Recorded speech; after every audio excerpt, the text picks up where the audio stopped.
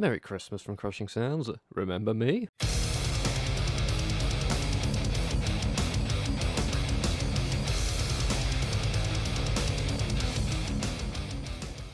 Hello, welcome back to Crushing Sounds. My name is Chris. Let's take this stupid thing off.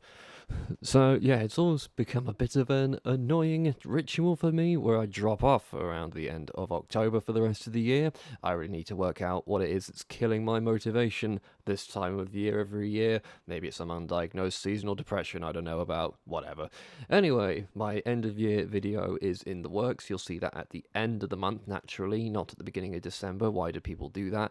But I also wanted to get this quick video out to you to talk about one of my favourite EP releases of the year, released at the beginning of this week. Let me introduce you all to Vulture God and their debut EP, No Easy Answer.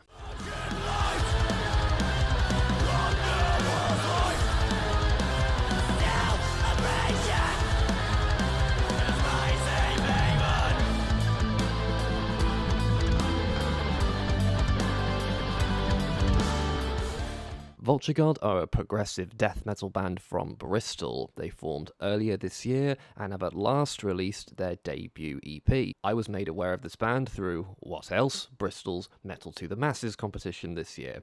They stood out to me right from the beginning. I loved their music, I loved their live show, and I loved their Gajira cover. That was a lot of fun. And having made it to the final this year, I was fortunate enough to have them join me on the channel to talk all about their origins, their music, and whatnot. Feel free to check that video out if you are at all interested. Having exploded into the local scene, culminating with an awesome set at the O2 in Bristol, Vulture God's No Easy Answer is now finally here, so let's dive right in.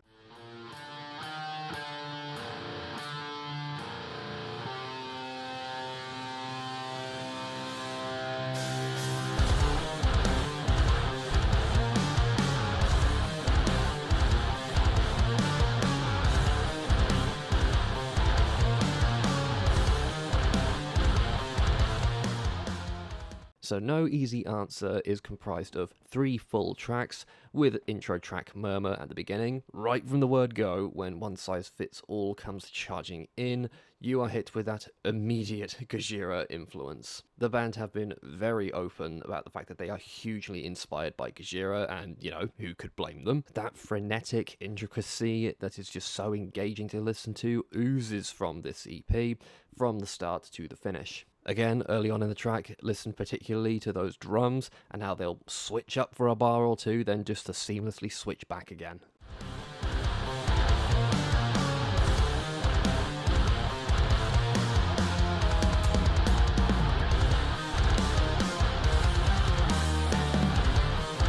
It keeps you on your toes, while that awesome recurring riff is drilled right into you. Then of course the vocals come charging in.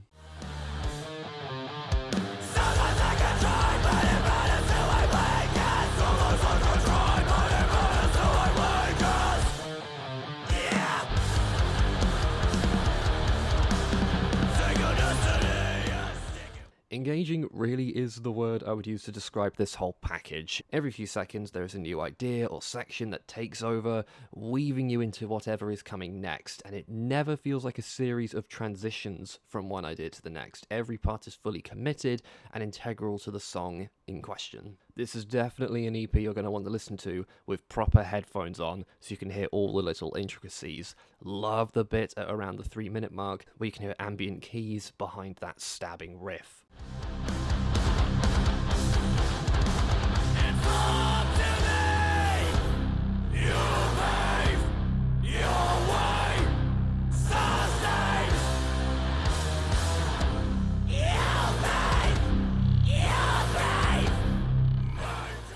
Just a little personal preference for myself, I would want those keys to be a little bit more present, mixing-wise, I guess. Give it like that really big symphonic scope to the package. I think that would just make this the most epic thing ever. But hey, I'm no producer, maybe this was the level they wanted for it not to be too overbearing. Honestly, this song is worth your time alone. It's flawless for its entire 6-minute run.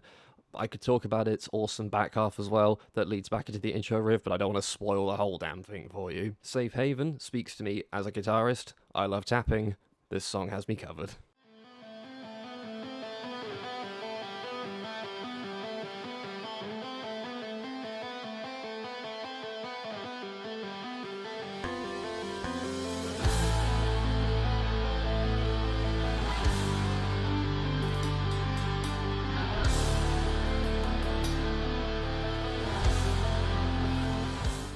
love how the song also jumps between more open and epic moments with the tapping and occasional choral cleans, but then it just goes full on mental and evil.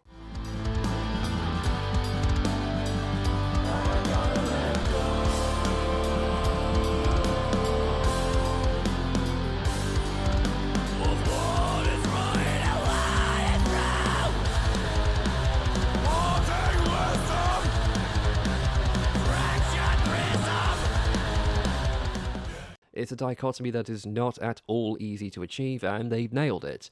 Again, how they jump between these different ideas without there being obvious transitions linking it all together is super impressive. If anyone at home is playing the Gajira bingo game while listening to this, you can check off the pick slide harmonic thing. It's subtle, but it's in there. I caught it. It's an awesome effect. I mean, I'm not sick of it yet. And to bookend the song by recurring back to that epic dual tapping, it just ticks all my boxes. So remember what I said a little bit earlier when I wished that the keys were just a little bit more prominent to lift the music? Well, the title track comes in to fulfill that for me.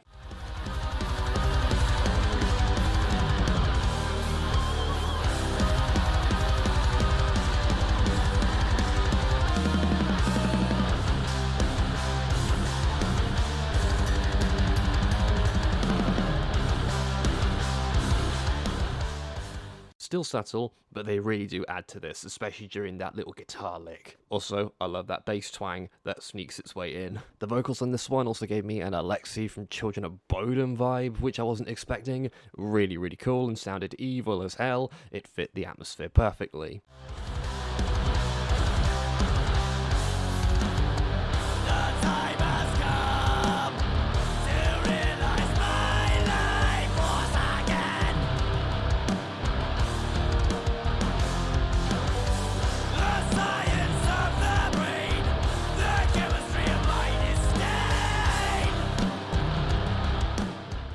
You guys know me, I love an ending track to feel like an ending track. It needs impact and a sense of epicness and culmination that will just complete the package.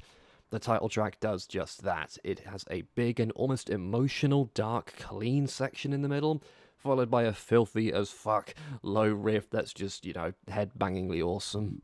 Its outro, as well, is more than fitting as a conclusion to the EP, with a short yet effective build-up to an awesome guitar solo and one final scream from the vocals to see us out. Short and sweet today, but if a debut EP is meant to demonstrate who a band are and what they can do, Vulture God's No Easy Answer is about as perfect as a showcase as one could ask for. It's not overblown, it's only 15 minutes total, but no second is wasted, and it leaves you wanting more, like every great album or EP should. Across the board, the guitar, the bass, the drums, the vocals, keys, they're all spot on. No one thing takes dominance, and every few seconds you're hit with another epic idea. I will, of course, be keeping an eye on whatever Vulture God bring us next, and if you are a fan of progressive death metal, I urge you to do the same.